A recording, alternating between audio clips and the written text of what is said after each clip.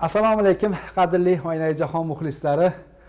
Uterkosh to'lqinlarida Munavvar kun dasturi yana e'tiboringizda, xizmatingizda. Studiyada men Shavkatbek To'xtasinboy o'g'li, rejissyorlik pultida esa Nodirbek Bo'ronboyevlar xizmatingizdamiz. Bugun har bir o'g'il bola yoshligida orzu qilgan kasb egasi bilan suhbatlashmoqchimiz. Studiyamizga ko'p yillar An-2 va Yak-40 samolyotlarida uchuvchilik qilgan iste'fodagi uchuvchi, aviator, rus tili va adabiyoti bo'yicha filolog Alaxunov Muhammadqodir Tursunovichni taklif etganmiz. Assalomu alaykum. Va alaykum assalom. Studiyamizga xush kelibsiz. Va alaykum assalom. Uluttuk teleradio kompaniya jamoasiga, sizga minnatdorchilik bildiraman. Shu studiyaga taklif qilganingizga Alloh sizlarning ishlarni bardavom qilsin.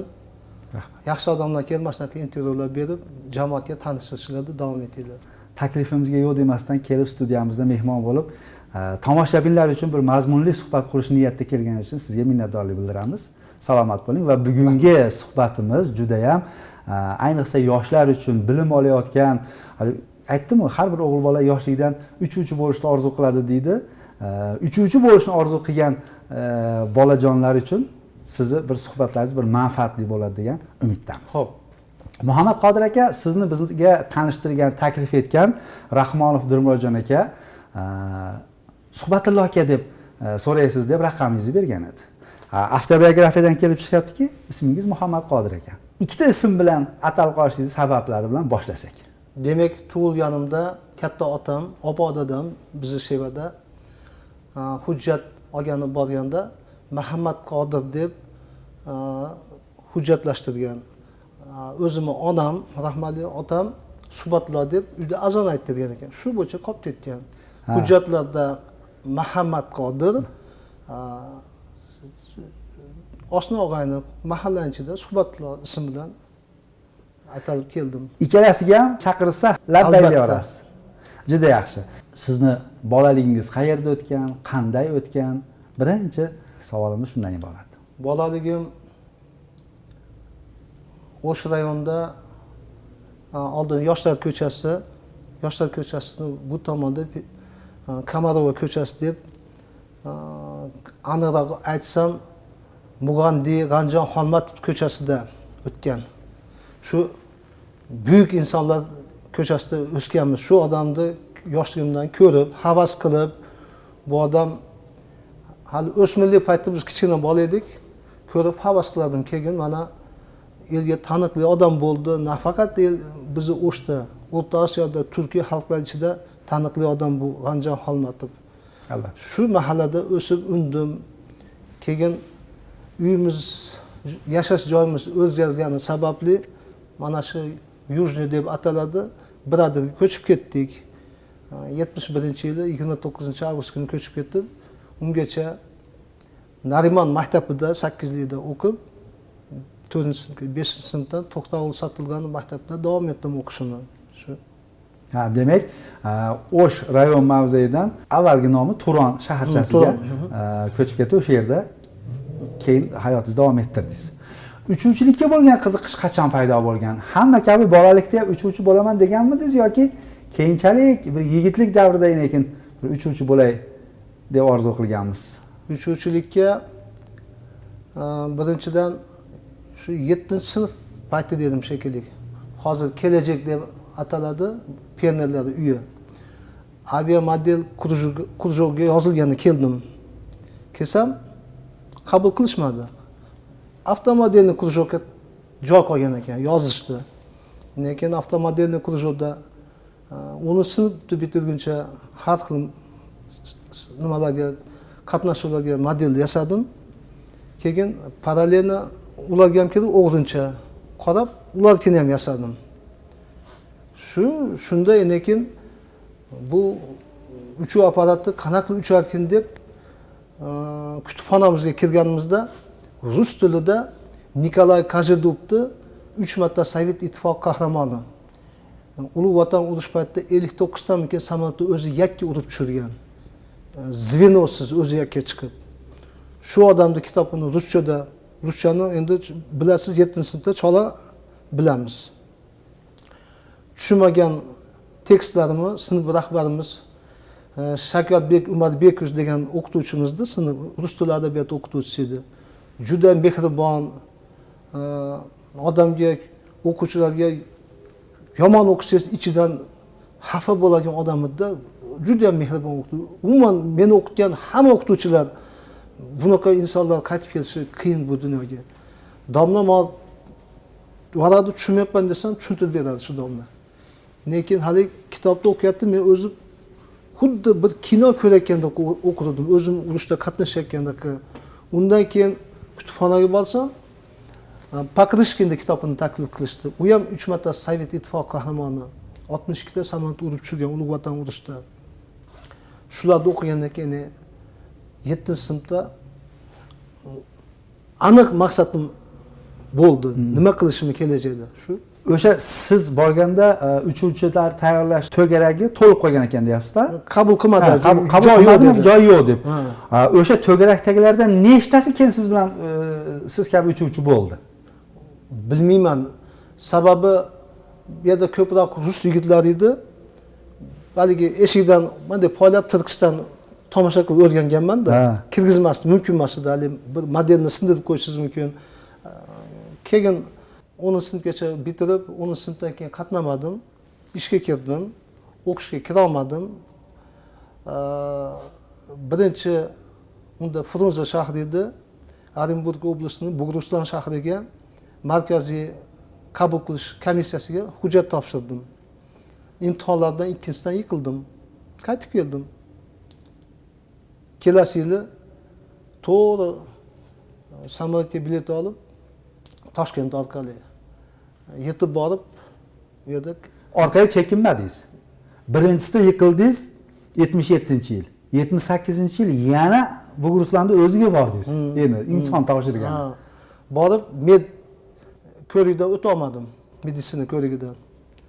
O'ta olmay yana qaytdim.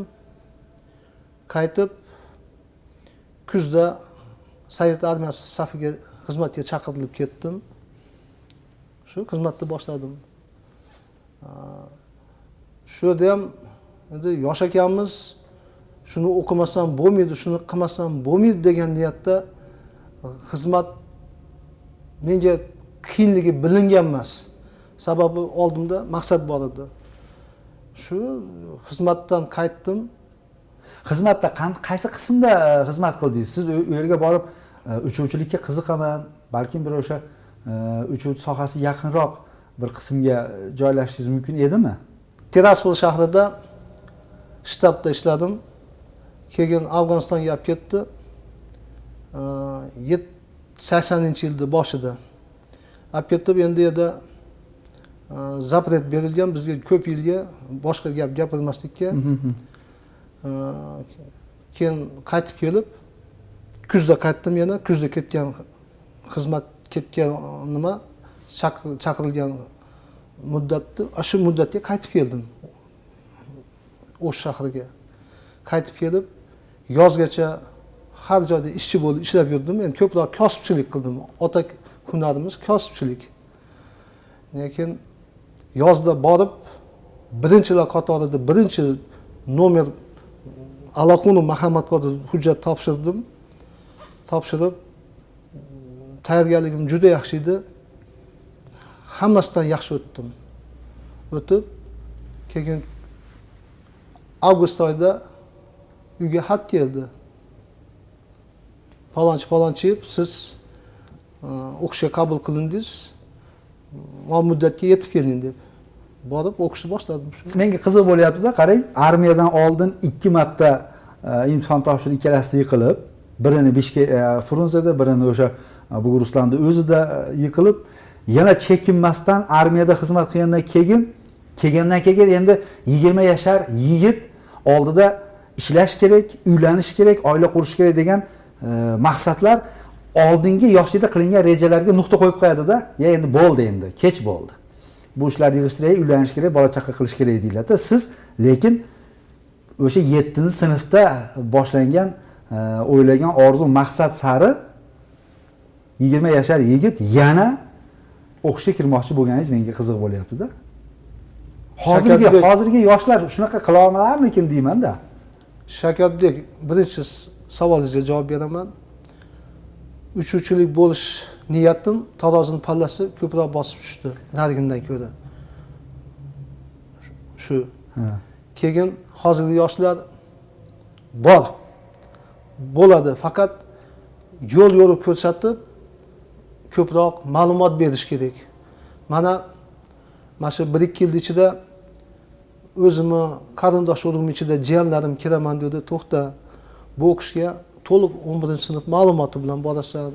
Men o'qigan joyda o'zini bazasi bor, uchuv samolyotlari bor, o'quv uchuv samolyotlari, yoqilg'isi bor, trenajyorning sentrlari bor tayyorlagani. Seni ashida yotib, ashida yeb, ashida ichib, manaqa birga mashida o'shda ishlab, ashida ko'chib ketgan yigitlar bor, rus yigitlari oilasi bilan. Telefon qilsam, Anatoliy degan yigit lekin javob berdi. Qirg'izistonga 20 ta kvota beribdi. Hech kim yo'q kelmabdi dedi. Rossiya fuqarosiga 20 million rublni oshir ekan o'qish. Kontraktda. Shartnomasi. Qirg'izistonga 20 ta hech kim bormabdi. O'tgani u 24 bo'lakan gap edi. 25-yili Qirg'izistonda banklar ora bir ish bo'libdi-yu, shunda kvotani to'xtatib qo'ydi. 24-yili bor. Uchuvchini shu bilim yurtini boshlig'i o'zi qani shu odamning kelsin, bironta odam kelsin deb to'likka aytgan ekan. Telefon qilib to'xta, bu 9-sinfda makanikada o'qidi. Maktabda makanikani bilasanmi? Yana 2 yil o'qish kerak desam, hammali 2 yil o'qib yana kelsin dedi. Endi bir yil xohishi bo'ladimi, bo'lmaydimi? So'ndirmaslik kerak. Xohishni so'ndirmaslik kerak. Uning uchun sizga o'xshagan akalar motivatsiya berib, doim hamsuhbat bo'lib turish kerak-da, ko'ngli sovib ketmaslik kerak menimcha. Maylimi, kichkina lirik hali chekinish bo'ladi. Chekinmaslik uchun hali Maksim Gorkiyning bir asari bor, Meshchanstvo deb. Yaqin o'ydagi boyga aytdingiz, boylik, mashina, uy bunaqa narsalardan voz kechish kerak maqsad uchun. Shundagina erishingiz kerak. Men ko'p narsaga erishmadim mayli. Hali ruschasiga aytmoqchi. Yoshligimdagi niyatimni sotmadim. Shu erishdim mashinaga. Mayli kichkinagina uchuvchi bo'ldim, erishdim. Til masalasida-chi? Uchuvchilar uchun eng asosiysi endi Sovet ittifoqi davrida rus tili birinchi o'rinda edi va ingliz tili ham yonma-yon turadi. Rus tili va ingliz tilini bilish masalasida. Hozir juda ham kerakli birinchisi rus tili bilan ingliz tili. Keyin aniq fanlar. Yana qayta aytaman, boya aytdingiz, qayta aytma deb. Hamma fan kerak. Hatto ashula dars ham kerak. Sababi haligi o'qishdan dam olish paytida jamoa bilan birga o'qiyotgan kursantlar bilan biror narsaga qatnashsangiz, haligi o'zingizni yaxshi sezasiz-da, yaxshi dam olasiz, yaxshi hordiq qilasiz. Sportdan bilan bir narsa erishgan bo'lsangiz, yaxshi futbol o'ynaysiz, voleybol o'ynaysiz. Juda ham hamma fan kerak. Hamma fandan yetishgan bo'lsangiz, siz o'qiyotgan o'quv bilim yurtida o'zingizni juda yaxshi sezasiz. Shuning uchun hech qaysi fanda kerak emas, fani yo'q. Men aytmoqchi bo'lganim, uchuvchi bo'lib ishlab turgan paytingizda rus tili adabiyoti bo'yicha sohaga o'qishga kirib, fakultetga o'qishga kirib, filolog degan diplomni ham olgan ekansiz-da. Buni endi haligi medik ko'rikdan o'tish yoshingiz kattaygan sari qiyinlashishni boshlanadi-da. Shunda mumkin bir kun emas bir kun meni istifoga chiqarib olsa, nima qilaman degan umidda ki sirtdan bo'lsa ham o'qib qo'yay deb, shunday rus tili adabiyotiga topshirib, o'zimizni pedagogika instituti, unda o'sha oldi institut, keyin universitet bo'ldi. 87 topshirib 93-yil tugatdim. Shu. Endi siz uchuvchi bo'lishingizga ota-onalar, uydagilar qarshi bo'lgan emasmi? Maktabdagi o'qishlar qanaqa edi? Mana meni hozir qo'limda siz attestatlaringizni ko'chirmasi turibdi. Ota-ona birinchi qarshi bo'lgan emasmi? Ota-ona qarshi bo'lganda men 3 marta borarmidim deymizmi? Imtihonga. Keyin armiyadan keyin qarshi bo'lgan. Bo'lishganmi? Uylanmaysanmi, uy-joy solmaysanmi deb ungacha qarshi bo'lishmagan. Shu qarshiga qaramay ketib qolganman. Hali imtihonni o'tgandan keyin ko'zimga hech narsa ko'rinmagan. Maktabda qaysi fanlar? Hamma fan 5 ekan. Bitta ham 4 yo'q ekan. Oltin medalga bitirganmiz. Nimaga berishmagan? Hammasi 5 ku. 77-yil. 77-yil mana bunisi tiniqroq ekan. O'zbek tili adabiyoti 5, rus tili 5, rus adabiyoti 5, algebra 5, geometriya 5, SSSR tarixi 5, umumiy tarix 5, yana qaysi fan ekan bu?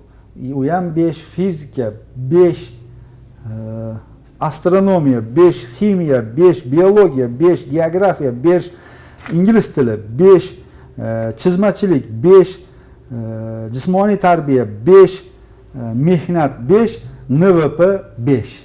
Начальная военная подготовка. Harbiyga tayyorlash. Sababini aytaman. Marhamat. O'qituvchilarimiz fido edi. Har bir o'qituvchimiz maktabga kelganda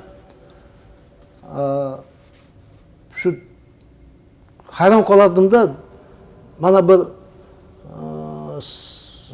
hozir shu shaharchamizda bir ko'chani Husanboy Sodiqov degan o'qituvchimiz o'tgan, geografiya, astronomiyadan dars berib. Frontaviy o'qituvchi edi. Darsga tayyorlanib kelmagan o'quvchilarga qattiq tegmasdi. Bolam, hayot kelajakda juda og'ir. Sen hech bo'lmasa jinni o'qib kelgin, menga aytib ber nimani o'qiganingni. Osmonga qarab o'rgatadi. Tushganingda qattiq tushasan, yaxshi o'qimasang bolam deb hali miyasiga yetkazib qo'yar edi-da, hali. Shunaqa o'qituvchilar edi. Shuning uchun yomon o'qishga iloji yo'q edi uka. Ta'jublanayotganim, hammasi 5 ekanda, nechuk sizga oltin medal bilan bitirmadingiz deyman. Menga o'xshagan 5 ga o'qiganlar ko'p edi-da. Ko'p bo'lsa ko'p berish kerak edi-da. Bilmayman, haligi kvota degan so'zi bitta ajralgan bo'lsa, shunaqa bo'lib qo'yadi-da. Balkim. U paytda aqlimiz yetmasdi bizni. Bu yerda mana diplom deyilyapti. Sizga 23-iyun 84-yil berilgan ekan. Nimasi ham bor ekan? Ko'krak nishoni ham bor ekan. Ha? Bu qanaqa diplom bu? Bu лётная эксплуатация самолета гражданская авиация. Uchuvchilik diplom. 40 ta to'liq o'zlashtirdi degan diplomda bor. Yo'q. Bu umumiy shu men birinchi o'quv yurtini tugatganimda shunaqa diplom beradi. Bu diplom. Bundan tashqari uchuvchilik guvohnomasi beradi. Masalan, o'quv yurtida menda qonun bor edi. Agar alohida predmetlardan past baho olsangiz, diplomda olib chiqib kela olasiz. Uchuvchilik guvohnoma qo'lingizga tegmasdi. U degan so'z samotovождение, aerodinamika, meteorologiya shu fanlardan agar bahoyingiz 4 dan past bo'lib qolsa, sizga diplomni berib chiqarib yuboradi. Bu siz bitirdingiz deydi, lekin uchuvchi bo'lib samolyotni rulga o'tira olmasdingiz. Ishtirib siz bilaga olmasdi ham shekilli-da. O'quv yurtida ko'p anaqa banner dedimi, unda yozib qo'ygan hamma joyga. Shu predmetlar bo'yicha mana shunaqa baho olganlar deb haligi qonunni nima qilib qo'ygan, ro'ka chiqib qo'ygan. Bu o'sha Bug'urustonda olingan diplom. Undan tashqari Aktubinskda siz malakangizni oshirib 40 samolyotni minishga alohida o'qib keldingiz. Shunaqami? Bu kichkinagina o'quv kursi o'zi. 90-yili ishxonadan bu buyruq edi. Buni bajarmaslikda iloji yo'q edi. 4 odam ketganmiz. Bitta mexanik, 3 ta uchuvchi. Borib shunaqa paytiga to'g'ri kelib qoldiki, 90-yili. Uchuv samolyotda masalan Sankt-Peterburgga borib qo'nsangiz, yerda yoqilg'i bermaydi. Cho'zilib ketganda o'zi bir 20 kunda bitishi mumkin edi. Samolyot qoldi, pulini olib kelinglar, yoqilg'iga deydi. Biz uyga qo'yib yuboradi. Biz uyga qaytib kelamiz. Ashnaqa qilib 3 oy, 4 oyga cho'zilib ketdi. Keyin yana bir boshqa shaharga minib borsiz, yana samolyot qolib qoladi. O'quv yurti pul topib samolyotni ajratib olguncha shunaqa qilib, lekin bitirib keldik. Keyin 90-yil 40 ta uchishni boshladim. keyin 2005-yili bir marta Sudanga bordim ishlagani. Sudanda shaxsan bizni xatoyimiz bilan samolyotdagi navigatsion priborlar ishlamay qolib, chola ishlab. Biz katta xato yo'l qo'ydik. Keyin ekipaj bilan qaytib keldi bir oydan keyin. Keyin 2007-yili ishxonamizda u yigit o'tib ketdi. Kelib Murodjon deb suhbat, ekipaj kerak, borasanmi? Ikkinchi sheriging Rossiyadan bo'ladi deb taklif qiluvdi kontrakt bilan. Ha bo'pti, lekin ketdim Liviyaga borib 9 oydan oshiq yerda ishladim. Naq 9 oy uchdim, 3 oycha haligi ekipajni kutib uni kelib, yana keyin Ejical kompaniya deb neftana kompaniyani neftchilar tashidik sahroda. Shunda ishlab yana yangi yil arafasida qaytib keldim. Siz O'shda yurgan paytingizda qaysi avia yo'nalishlar bo'yicha ko'proq ishladingiz? O'shda eng olis marshrutimiz Omsk, Novosibirsk. Undan uzoqga ucha olmasdi yaxshi ko'rib. Masofa necha kilometr? Osmondagi masofa. Osmondagi masofa 3 soat 10 minutcha uchsak 550 dan 1600 1700 ga borib qolish mumkin deb to'g'ri liniya chizganlar. Shunda 42 ming kilometr ucha oladimi bitta zapravka bilan, bitta yoqilg'i bilan? 2000 atrofida. Tak 6 tonna olsa 4 soat uchsa 2000 dan oshib uchadi. 2000 dan oshib uchadi. Mana bu esa meni qo'limdagi sizni o'sha O'sh davlat universitetini rus tili adabiyoti bo'yicha filolog degan nomga ega bo'lishingiz uchun berilgan diplom ekan. Bu ishda ishladingizmi? 3 oy ishladim. Bo'lmadimi? Yo'q, bo'lmadi emas. Ishxonada yoqilg'i yo'q edi. O'sha 93-yili diplomni zashta paytda 50 yillik maktabga 3 oylik praktikaga chiqdim. Chiqsam yana direktor so'ralib qoldi. Uka hol ahvol so'rashgandan keyin mana shunaqa desam, jinda ishlab berib turmaysizmi o'qituvchilikka 9-sinfdagi rus tilidan. Ha mayli. Keyin yoqilg'i keldi. Aka menga ruxsat deb ishimga chiqib ketdim. Qiyin ekan o'qituvchi, juda qiyin ekan. Haligi sizni o'qitgan o'qituvchilar har biri ko'z oldingizdan o'tdimi? O'qituvchilik qilayotgan paytingizda. Ayniqsa meni o'zimning sinf rahbarim rus tili adabiyoti o'qituvchisi-da. Hali o'qituvchi ichidan yonib ketadi, birov taylanib kelmasa. Shunaqa o'qituvchilarni, bu o'qituvchilarni boshqa ko'rmasa kerak. 84-yildan 2007-yilgacha siz grajdanlar aviatsiyasida ishlagan bo'lsangiz, 84-yildan 92-yilgacha An-2 samolyotini boshqaribsiz. Endi buni An-2 samolyoti yaqin 20 yil ichida biz osmonlarimizda uchmay qo'ydi. Yoshlarimiz balkim ko'rmagan bo'lishi ham mumkin. Bizni yoshimizdagilar, bizdan kattalar An-2 samolyot deyarli har kuni osmonimizda uchar edi. To'g'rimi? Bu o'sha qishloq xo'jaligida dala o'simliklarini kimyoviy ishlov berish borasida An-2 samolyoti juda yaxshi ishlarni amalga oshirgan. Lekin buni yerdagi odamlarga albatta sog'lig'iga ta'sir bo'lsa kerak-da yoki unchalik ta'siri emasmidi? Bo'lar edi. Faqat masalan 3 ta oldin agronom, entomolog, uchuvchilar nima o'tkaza olamiz, instruktaj. Mana u maydonda paxta terayotgan, yo'nsa ishlov berayotganlar chiqibmay tursin. Lekin signalchilar beradi. Signalchilar shu qayerdan qaysi nimaga kirib, gon deyiladi, kirib qayerdan chiqib ketishingiz kerak. Bir tomoni qizil, bir tomoni oq. Masalan, qizil tomoni ishdan bo'ldi, oq tomoniga o'tadi sekin. Lekin u yerda hech kim paxta terishi yo biron bir narsa qilish nima mumkin emas. Haligi ikkov gon nima signalchilar nima respirator taqib olish kerak. Endi bilasiz u paytda hali plan balkim brigadalar, balkim ashadagi rahbarlar tersin paxta. Hali biz ham ichimizda aytishadi. Odamlar paxta ustidan sepib o'tib ketasi majbur. Biz qarab turmaymiz u. Sababi dori sepayotgan paytingizda temperaturaga bog'liq, shamolga bog'liq, shu paytda sepib olishimiz kerak. kerak. Defoliatsiya. Vaqtida sepmasangiz paxtaning bargi tushmaydi. Paxtaning bargidan tashqari yana boshqa foydali ishlarimiz bor. Oldin qishloq xo'jalik ministrligi mana shu yaylovlarga har bir xo'jalikdan balkim 500 tonna, 1000 tonna yaqin ozuqa tashar edik. Ana shunday lekin yaylovlarda, adirlarda yaxshi cho'p o'sar edi. Yaylovdagi o'tlarga ham, o't o'lanlarga ham kimyoviy o'g'it berilarmidi osmondan turib? Podkormka deyiladi, oziqlantirib.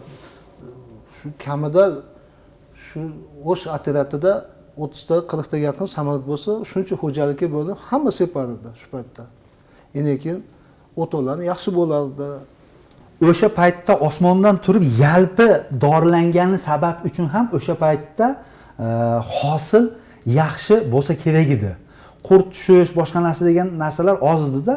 Mana hozir menimcha shu osmondan berilmay qo'yganligi uchun ham hamma o'simlikda bir kasallik bor. Ayniqsa giloslarga hech u paytlarda dori sepilganini ko'rmaganman. Hozir mana dorisiz gilos ham yetishilmayapti-da. Shavkatbek, bunday tushuntiraman. Savxoz, kolxoz yerlari ulush yer deb hammaga bo'linib ketganda, kimikidir 40 sotik, kimikidir 4 gektar. Har kim o'zinikini qisqagina haligi mutaxassislar chaqirib dorilatib oladi. Ha u shamol bo'lsa, undan bu yoqqa o'tadi-yu. Siz aytgan paytda samolyotda sepsak, yalpi bunday xo'jalikda to'liq sepilardi. Shunda biridan biriga o'tmasdi. Nazarimda shuning uchun foydasi KPD, kayfiyat polezniy действие kuchli edi. Balkim mana hozir Qirg'iziston siyosatimiz o'zgarib, yaxshilanib boryapmiz-da, tobora rivojlanyapmiz-da. Balkim yana shu narsani kiritsa, albatta yerdagi qishloq xo'jaligida ishlayotgan odamlarga haligi hozir sepasan deb buyruq beradiganlar yo'q, sovet davridagi siyosat yo'q. Lekin mana bugun sepiladi desa, shunday bir yalpi bir dorilashni yo'lga qo'yilsa, menimcha foydali bo'lsa kerak edi. Oxirgi marta 2009-yil markaz mana Qizilqiya tomonda sepdim. Chigitga. Ha. Bog' rovlar katta ekan, juda katta bog'lari bor, odamlar bor ekan. Chigitga yopirilsa hamma narsani yeb qo'yar ekan. Ko'kimtir narsa borki yeb qo'yar ekan. Shunday lekin samolyotda dori sepdik. Seppasangiz u yomon ofat ekan. Buning uchun Bishkekdan haligi ma'lum miqdorda katta pul ajratildi. 3 ta samolyot sepdik. Haligi xususiy aviakompaniyada Zapadniyada ko'rganda yo'lda bo'yda turgan 7 ta samolyot bor. Endi shu paytda bu samolyot Megapolisda o'rnida. Ha. 2 ta samolyot katastrofaga uchrab, ya'ni litsenziyasini olib qo'yib yopilib ketdi. Aviahalokatga uchraganmi ikkita samolyot? Birinchisi o'sha katta samolyotda uchib, keyin bu kichkina samolyotga o'tganda nimada kichkina samolyot sal murakkabroq, uni qo'lingizda mahkam ushlab turib, yerni sezishingiz kerak. Mexanitskiyda bu, haligi nima emas, gidravlika emas bu. Yo'q, u tomondan emas. Masalan, katta samolyotda bir tayyorgargoh deydimi, aeroportdan ikkinchiga borasiz. Polosa toza, VPP, vzlетный посадочный polosa toza, sistem посадкалар bor. Qishloq xo'jaligida tushasiz, uchasiz, simlar bor, lep bor, daraxtlar bor. Uni sezishingiz kerak uni. Ko'rmay qolsangiz borib tegadi. To'qnashish mumkin. Birinchisida o'sha ertalab nisходящий потоки bo'ladi meteorologiyada. Tog' yon bag'ridan pastga qarab shamol uradi. Shunda haligi ichiga yat quyilgan samolyot og'ir. Darani ichiga kirib ketgan haligi uchuvchi tepadan ezib qo'ygan nimaga qanot bilan tegib ketib tumalab ketishgan, yaxshi sog' qolishgan. Bu birinchisi edi, lekin shu odamni o'zi keyin ancha o'tib Karvon tomonda Aqsay deydimi? Jalolobod viloyati Karvon. Lepga tegib, ichida agronom bilan 2 uchuvchi shassi tegib qolib, Simga. Shunda halok bo'lishdi. Shundan keyin litsenziyasini olib qo'yishdi. Men bilganim, qolganini bilmayman. Alloh har bir ishda uchuvchilarimiz saqlasin. Uchuvchilik bu juda bir ehtiyotkor, doim fikrni jamlab, bir joyda aqlni bir joyda jamlab, har xil narsa o'ylamasdan qilinadigan ishda bu, to'g'rimi? Nimani ham, rashodni ham, hisobni ham aniq hisobni talab qiladigan kasb. Umumiy sizni uchgan vaqtingiz necha soat? An2da ham soat hisoblanadimi? Uchuvchilar soati? Shuning uchun u An2da uchgan soatingiz sal bo'lakcha kuchliroq hisoblanadi. 90-yilgacha 2850 soat, qolgani yak 40 ta passajir tashish bilan umumiy 6200 soatdan oshadi. 6248 soatni kashnasiz. Uchdim. Soatni cheki nuqtasi bormi? Qaysidir nuqtagacha minish kerak, undan keyin uchuvchilik. Umumiy bo'yicha nuqtasi yo'q. Oldin har oyda masalan 80 soat san norma bor edi. 80 soatdan oshish uchun bir oyda 80 soatdan oshirishmasi kerak. Hozir xususiy kompaniyalar uni chegarasi bo'lmasa kerak. 3 orasi. Yosh masalasida-chi? Yosh masalasida. Yosh masalasida Qirg'izistonda hozir bilmayman. Meni shu kungacha 2 marta o'zimiz bilan birga ishlagan bir do'stimiz Rossiyaga taklif qilib keldi. Oilaviy sharoitim bilan bora olmayapman 2 yildan beri. Shu yuring, odam yetmayapti. Medko'likdan o'ta olasiz deb bo'ldi. Shu medko'lik bilan keyin zachotlar topshirasiz, predmetlardan 3 ta boshlab olasiz. Qayta bir ozgina imtihon bo'ladi. Ha, bo'ladi. Shu normada shunaqa. Keyin trenajyorga borib, ma'lum soatda uchib, shu hujjatlarni hammasini jamg'arlab ko'rsatasiz rahbarga. Ishga qo'yadi, bo'ldi. Qaysi markadagi samolyotga taklif Yak 40 Yak 40 mi? Undan katta samolyotlar, xorijda ishlab chiqarilgan samolyotlar, Boeinglar hozir urf bo'layotgan paytda bularda uchib ko'rish niyati bormidi o'zi? 2007-yil biz rahbariyatda stolda yotgan ekan, o'qishga 45 yoshgacha deb yozilgan ekan. Men unda o'zi 47 ga kirib qoldim. Shu 14 kun Ruminiyada, Angliyada o'qib kelar ekan, keyin bemalol chorasi shu. Ingliz tili bo'lsa, ingliz tilini puxta bilish kerak uning uchun. Biz ishladigan chet elda ingliz tilida aloqa olib bordik. Endi u paytlarda o'tib ketdi-da, ancha unutdim. Bilimni yoshlikda olsa, haligi toshga o'yilgan ganch muhrlanib qoladi degan so'zni mana shu hozir bizni tomosha qilayotgan yoshlarga bir aytib qo'ysak bo'ladi-da. Yoshlarga maktabga chiqib ketayotganda birinchidan kecha nima bergan, qaysi darsda? Undan oldin nimani bergan? 1-sentyabrda qachon o'qigansiz? Hammasi yodda tutib o'qisa, kim bo'lmasin, kimi farzandi bo'lmasin, o'zi uchun kerak, kelajak uchun. Nafaqat uchuvchi bo'lsin, injener bo'lsin, vrach bo'lsin, bilim kerak bo'ladi baribir. Bilimsiz qanday qilib mutaxassis bo'ladi? Mana hozir nimaga quruvchilarni chetdan olib kelyapti, asfalt bosganlar chetdan olib kelyapti. Nimaga o'zimizda yerlarda ishlamaydi? Men mashinaga mana Qurjorda mana shunaqa nimasini ham yozgandim. Ko'priklar qurish bo'yicha, uylarni planlashtirish bo'yicha rad javobi keldi. Muhammad Qodir aka yaqinda o'tkazilgan 4-qurultoyda delegat sifatida o'sh shahridan saylangan delegat sifatida borib qatnashib keldi va bunga alohida to'xtalamiz. Xo'p, uchuvchilikdan keyin. Xo'p, endi pensiyaga chiqdingiz, nafaqaga chiqdingiz-a? Chiqdim. Hozir o'sha grajdanlar aviatsiyasi tomonidan uchuvchilik qildingiz va bu sohadan pensiyaga chiqdingiz. Borib o'sha aeroportda yana ishlash imkoni bormi? Yosh uchuvchilarga bir o'zingiz bir tajribalaringizdan foydalanib yoki u yerda o'rin yetarlimi? Bu to'g'risida menda ma'lumot yo'q-ku. Agar uchuvchi bo'lsa, o'ziga ish topsa bo'ladi. Hozir bilasiz, internet mavjud. Boshqa chet elda aviakompaniyalar taklif qilyapti ishga. Tilni alohida mana fanlarni yaxshi bilsa, shu uchuvchilik bo'yicha imtihonlarni oladi ular.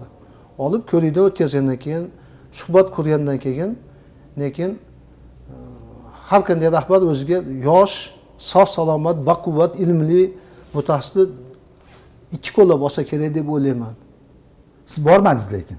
Yo'q, men yoshim o'tib qolgandan keyin kerak yo'q edi menga. shu. Lekin mana endi mana qurultoyga to'xtalamiz. Siz o'sha 4-xalq qurultoyida delegat sifatida qatnashdingiz va qaysi masalalarda ko'tarib xalq muammosini prezidentga, davlat rahbarlariga yetkazdingiz? Avval bir chetdan gaplashaylik, undan keyin kelgan javob haqida ham to'xtalamiz. Bizda Mana kelgan javob xat mana. ayrim maplardan o'sha uyda o't yoqishni to'xtataylik, shahar unday bo'lib ketyapti, bunday bo'lib ketyapti dedi. Ekologiya masalasi. Ekologiyaga bu vaqtinchalik ko'rinish. Kun isisa o'tlar yoqilmaydi. Hozir eng xavfligi dvigatelda quvvatli katta mashinalar katalizatorsiz ishlayapti. Bular o'ta Deyarli hammasi. Chunki katalizatorlar chiqarib sotilib yuborildi ko'pida. Chetdan kelayotgan mashinalar shu yerga kelguncha ayrimlarda yo'q bo'ladi baribir. Shunga o'xshash masalalarni ko'tardim yoki bo'lmasa haligi motor quvvatini 2000 dan oshganini cheklab qo'ysa kuniga. Masalan, katta mashinalarda quvvati 10.000 kubdan oshiradi. Bular juda katta haligi orqada vixlib deyiladi. Katta zarar yetkazadi. Duvkoks haligi qo'rg'oshin chiqadimi? Uglerod. Bu narsa mana boya aytdingiz, o'simliklar olami qiynalyapti. Mana men oddiygina pomidor ekaman, menda ham uzum bor, gilos bor, yo'lni bo'yida. Haligi katta yo'lni bo'yidan chiqqan o'sha ziyon, vixlibdan chiqqan ziyon Zararli gazlar moddalar. shunga o'tirib nobud qilyapti-da. Buni endi men o'sha MCS xodimlarga ham ashida ministerlikka uchradim, gapirishdik. Xo'p, yaxshi, sizni talablaringiz yaxshi debdi. Yana keyin menga telefonga kelibdi.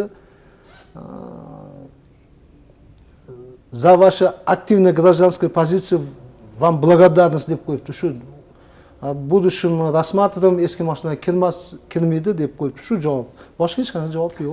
Siz ko'targan masala shunday ediki, mana tushuntirib aytadigan bo'lsak, mo'rilardan chiqayotgan tutun, is gazi avtomobillardan, avtotransport vositalaridan chiqayotgan gazga qaraganda bu muammoni hal qilmaydi. Biz bu yerda to'xtatishimiz kerak. Avtotransport vositalarini yo'lga qo'yishimiz kerak. Bu bo'lsa 3 oy yoki 4 oydan keyin to'xtatiladigan narsa, o'zi har yili aylanadigan, karusel singari bo'ladigan narsa. Lekin biz buni to'xtatsak, ancha tabiatni muhofaza qilsak bo'ladi, erishamiz shu narsaga degan maqsad ko'targansiz-da. To'liq pechka yoqsin, tutun chiqsin demoqchi emasman. Mayli, agar gazlashtirishni iloji bo'lsa, yo bo'lsa markazlashtirilgan tech bo'lsa, shu orqali uylarga, shaxsiyligi yer uylarga issiqlik bersa, bu foydadan xoli emas. Transport keltirayotgan ziyon kattaroq ziyon. Undan tashqari mana yangi maktablar qurish masalasida siz ko'targan tashabbus mana men qo'limda turibdi, siz yetkazgan. Buni javobni mana kuni kecha merimiz qurilish ministri bilan birgalikda o'tkazilgan O'shdagi majlisdan keyin ko'targan maktablaringizda aksari yangi quriladigan bo'ldi. Shulardan qaysi biri sizlar menimcha 10 ta maktabni qurish masalasida aytgandinglar. 6 ta maktabni. Bu prezident tomonidan lokatsiya berildi, 10 ta maktab quriladi dedi O'sh oblast, O'sh shahrining atrofida. Biz maktab direktori bilan gapirishdik, faqat biz fakt keltirdik. Mana o'quvchi soni 2,8 barobar oshishi ekan normaga nisbatan. Shunda o'quvchilar qiynalishyapti. Bir sinfda 40 dan oshiq o'quvchi. 602 o'ringa moslashtirilgan maktabda bugungi kunda 1494, 1,5 mingta o'quvchi o'qiyotgan. Bu tengdan ham ko'p. 602 ga 602 ni qo'shganda 1200 bo'lishdi. Bu yerda 1500 bo'lyapti. 72 ta o'qituvchi dars berar ekan, Suratosh aylida 410 o'quvchidan kelib o'qiydi ekan o'sha maktabga. Maktabda 53 ta sinf komplekti bor deyapsiz. Xo'sh, qaysi masala ko'tarildi shunda? Nima qilish kerak bo'lyapti? Bu hal bo'ldimi shunda bu masala? Mada telefonimda bu mayda masalani Bishkekka ko'tarib bormanglar, biz o'zimiz hal qilamiz deb va'da berishdi. Ish choralariga 26-27-yilga kiritildi. Bajarib beramiz dedi. Demak, bu mahalliy meriya bilan yechiladigan masala. Ha. Keyin Qizil Bayroqqa hammom, bolalar bog'chasi va yana maktab. Bu masalaga ham rozilik berishibdi. Keyin yonimizda GSV bor, bolalar bog'chasi bor. Shularda ham kichkina kamchiligi bor. U yozildi, unga ham va'da berib ish chorasiga kiritilibdi. Menga nakaz bergan saylovchilarning oldida men merga to'g'rilab qachon qaysi oyda qilinadi deb aniq javobini berishim kerak. Shu. Undan tashqari mana yosh texniklarni avtomodelist bilan aviamodelistlarda radiotexnika va ko'priklar qurish bo'yicha mutaxassislarni tayyorlash. Shunaqa qurishok bo'lsa, keyin mana endi buni javobi. Taklifimni ham kiritdim. Agar avtomodelni, aviamodelni qurish bo'lsa, men o'zim qatnashib men boshqarish mumkin deb. Javob. Lekin javob sizni qoniqtirmadi. Qoniqtirmadi. Balki keyingi yil ham buni yuborishingiz mumkin. Endi keyingi yil men unda harakat qilaman, minbarga chiqib talab qilishdi. Birinchi borganim uchun kichkina bo'shashdim. Demak, siz buni yetkiza oldingizda har holda. Yetkazdim, mana javob keldi. Yetkazdik. Ba'zi bir masalalar bor, birinchi yil bo'lmaydi, ikkinchi yil qarab chiqiladi. Ikkinchi yil bo'lmasa, uchinchi yil qarab chiqiladigan masalalar bor. Biz umidni so'ndirmaymiz. Shavkatbek, ruxsat bering, men sizga qo'shib qo'yish edi. Nasib qilib yana borib qoladigan bo'lsam, endi qanaqa qilib qadam bosishni yaxshi bilaman. Keyin yo'l yo'rini o'rganib oldim deng. Bugungi 5-sinfda o'qiyotgan yigit ma'lum vaqt o'tgandan keyin 6-sinfga o'tadi. Kichkina vaqtni yutkazib qo'yishimiz yaxshi bola shunaqa bilim ola olmay qolishi mumkin. Men shunisidan qo'rqaman shu bolalar.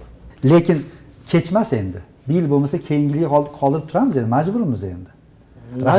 Rahbarlarimiz hozircha bunga yaxshi e'tibor berishmas ekan, keyingi yilga qoldiramiz. Naylosh, boshqa iloji yo'q ekan. Xalqning dardini buyuk minbardan turib yetkazish edi. Siz buni xat sifatida yetkazdingiz. Shunday vazifadan ozod bo'ldingiz.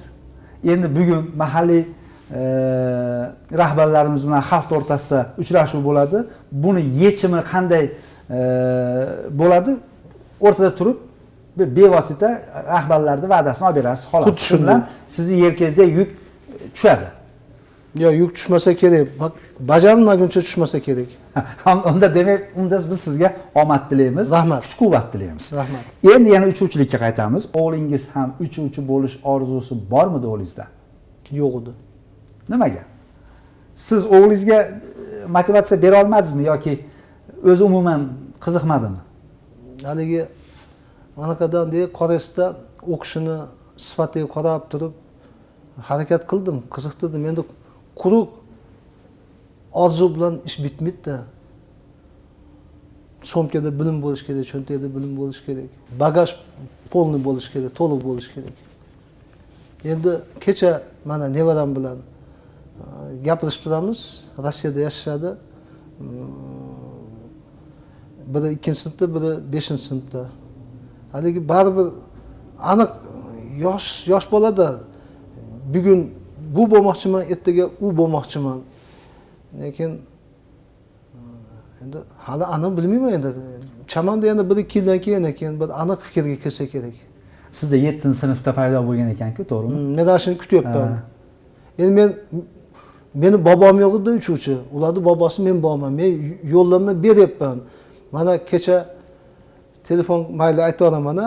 Telefon qilib, Saidbek, ну что ты готовишься? Ты сегодня 4 получил.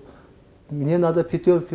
Desam, men boshda kichik ukasi, да он не хочет стать летчиком. Самолет как бабахнет, dedi, тогда не стану deyapti. Shunaqa javob.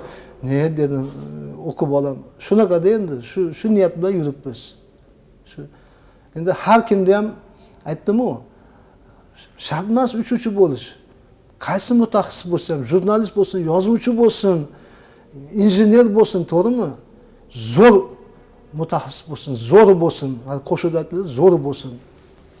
Siz bilan mana ko'p yil birga ishlagan hamkasblarni bir esga olaylik. Kimlar bilan ishladingiz? Mana balkim bizni efir orqali tomosha qilishayotgandir. Mahalliy shu yerda ishlaganlar shu yerda qolishdi.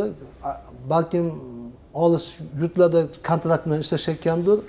Endi yaqinroq ko'rishib turganimiz Hakimov Yusufjon, Abduxoliq, shu yigitlar, Abdullayev Xayrullo, shu yigitlar Stalinda ora-chirada to'y kunda ko'rishib qolamiz. Qolganlari rus yigitlar manaqa bayram den aviatsiyada telefonlashib turamiz. Barishov Aleksey, boya aytdim haligi Bitektin To'lik, Anatoliy shular bilan telefonlashib qandaysan, hol-ahvol so'rashib turamiz. Barchasiga birinchidan Allohimdan sog'lik tilayman. Oilasi bilan, farzandlari bilan, nevaralari bilan tinch totuv yashashib, uni ustiga yurtimiz tinch bo'lsin. Rahbarlarimiz siyosatlarda xalqni farovonlik uchun jonini fido qilsin. Osmonimiz musaffo bo'lsin. Shu eng asosiy men uchun shu. Sovet davridan boshlab aviatsiyada ishlab keldingiz va Qirg'iziston mustaqilligidan keyin ham 2010-yilgacha ishladingiz-a? Ishladim. Ishladingiz. O'sha siz kirgan payt bilan hozirgi paytdagi aviatsiyani farqi nimada? O'tish davrida har bir sohada qiyinchilik bo'ldi, har bir soha bir oqsadi. Oqsash qanaqa bo'ldi aviatsiyamizda va hozir qanaqa, yutuqlar bormi? 1990-yili men An-2dan Yak-40 ga o'tganimda shunda oqsash bo'ldi. Sababi biz uchuv mashg'uloti bilan biron-bir joyga qo'nsak, xizmat ko'rsatmaydi, yoqilg'i bermaydi. Shunda qiynalganmiz. Keyin meteo informatsiyaga, uchganingizga, dispetcherga to'lash kerak edi. Shu tomonlardan flight plan deyiladi. Flight planga qo'yadigan bo'lsangiz, qandan olish puli deydi. Shu tomonlardan murakkabchilik bo'ldi. Keyin shu 93 dan boshlab juda yaxshi ketdi. To'g'ri, u paytda bizni o'sh otryadimizda faqat ikkita samolyot bor edi, katta Tu-154. Ular nimagadir yo'q bo'lib ketdi, sababini bilmayman. Yaxshi o'rinda uchdik hammamiz. Yak-40 nechta edi? 6 tami 7 ta bor edi-da, undan 3 tasini shu Liviyaga olib borib, ashada ishlayotgandik.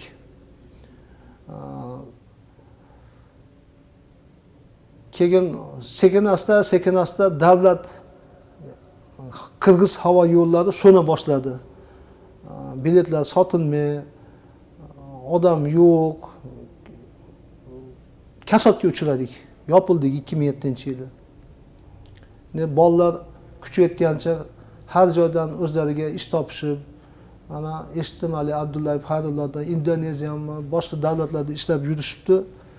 Endi davlat ishonasi emas-da, xohlasa olib beradi, bermasligi ham mumkin. Shu tomondan qo'rqinch tomoni bor. Xorijda ishlagan ko'ra o'zimizda yurtimizda o'zingiz yeringiz ishlagan yetmaydi, oilangiz yoningizda. 300 qo'ndingiz, kechqurun oilangizga keldingiz, bu juda ham zo'r narsa-yu. Endi texnikaga kelsak, masalan, xorijiy uchuv apparati o'ta kuchli, ko'p oladi, oz ichadi, yoqilg'ini tez uchadi, komfort kuchli. Rossiyaniki oldingi uchuv apparatlari uchuv jindek qo'pol, yoqilg'ini ko'proq ichib shunaqa edi-da. Ovozi ham o'tkir unisiga. Shuning uchun ham haligi Tu-154lar ovozi 154 shovqini bo'yicha Yevropaga desibel bo'yicha o'lchanadi. Man qilib qo'ydi qo'nishini. Shuning uchun ham haligi mahalliy nimada marshrutda uchib ko'p ham nimaga chiqish olmadi. Tashqariga. Chiqish olmay oxiri yo'l bo'ldi shu. Mana hozir katta yaxshi samolyotlar keldi. Bolalar, uchuvchilar maza qilib uchishyapti. Havas qilsa bo'ladi. Iloyim rivojini bersin, uchuvchilarga ham, aviakompaniyalarga ham, shu aviakompaniyalar boshqarayotganlarga ham, Fakat elde cinde kinimi chipta narxini cinde arzon qo'yishi yomon bo'lmasdi. Yomon bo'lmasdi. Hozir xalqning talabi shu bo'lyapti. Albatta buni ustida prezidentimiz, rahbarlar ishlashyapti. Yaqinda mana Botkenga bo'lgan va boshqa yo'nalishlarda narxlariga aniq bir nima qo'yildi, nuqta qo'yildi. O'sh-Bishkek masalasi endi ko'tarilyapti hozir. O'sh-Bishkek yo'nalishidagi avia chiptalarda narxi biroz qimmatligi endi hammaga ma'lum. Bu ham bir tartibga tushib qolsa ajab emas yaqin kunlarda. Kutamiz, bo'lib qoladi. Chiroyli suhbatingiz uchun katta rahmat. Sog' bo'ling, salomat bo'ling. Sizdek aviatorlar, uchuvchilar bizni yoshlarimizga keraksizlar. Ruhiyat bersanglar, yoshlarimiz sizlarga qarab yaxshi o'qisa va kelajakda yaxshi bir uchuvchi, yaxshi bir kasb egasi bo'lsa ajab emas. Sizga ham katta rahmat, ijodiy kollektivingizga katta rahmat, minnatdorchilik bildiraman. Agar mana shu olib borgan suhbatingizdan yoshlarga ozgina bo'lsa ham naf tegib, shu yaxshi kasb egasi bo'lib, kelajakda yaxshi insonlar bo'lsa. Salomat bo'ling. Studiyamizga xush ko'rdik. Omon bo'ling. Qadrli Oynajahon muxlislari, sizlar Munavvar kun dasturini tomosha qildingiz. Eslatib o'tamiz, bugungi studiyamiz mehmoni An-2 va Yak-40 samolyotlarda uchuvchilik qilgan iste'fodagi uchuvchi aviator, rus tili va adabiyoti bo'yicha filolog Alaxunov Muhammadqodir Tursunovich bo'ldi. Yanagi Munavvar kunda uchrashguncha xayr, omon bo'ling.